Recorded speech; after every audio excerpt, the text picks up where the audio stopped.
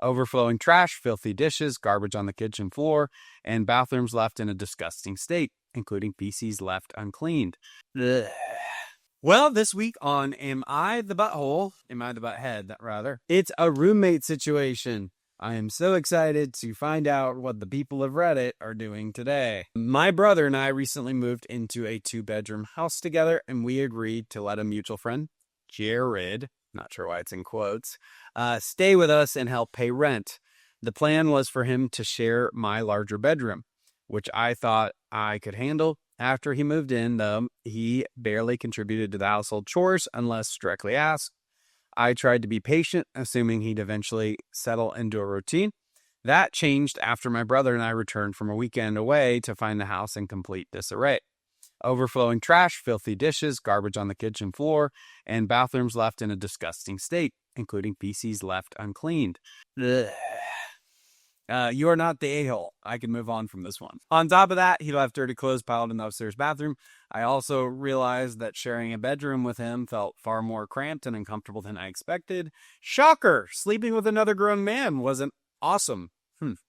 I admitted that this was on me, but I couldn't ignore it anymore. I told him he needed to pack up and move back in with his family, which led to a huge argument before everyone left for work. Now I'm torn. Only my brother and I are on the lease and technically have the right to ask him to leave, but I feel awful and keep wondering if I'm the jerk. This is why men aren't meant to live together. They are disgusting.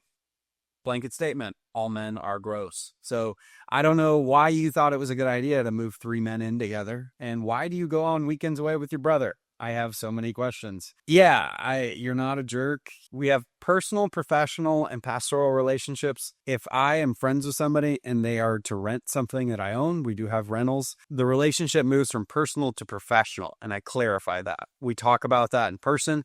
Hey, this is a professional relationship. There's a lease, there's expectations. If you do these things, you're not going to live here because this is where I live. And I think so many people are scared to set expectations on the front end and have a hard conversation up front. When you have a hard conversation up front, set expectations and be clear, it takes all the conflict out later, where it's like, hey, we talked about this. This is a professional relationship. We're on the lease. You're trashing the house. This is gross.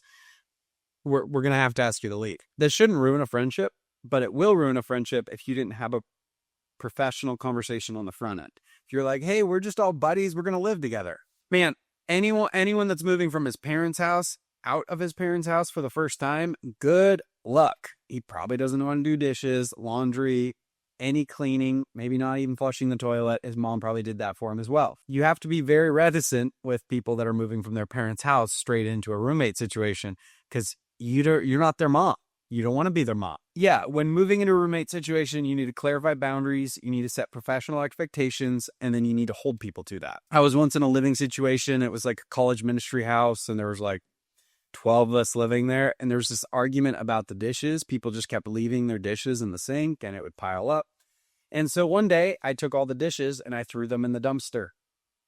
That was the last time that ever happened. People were very scared of losing their dishes from then on out. So sometimes you just need to set professional expectations clear.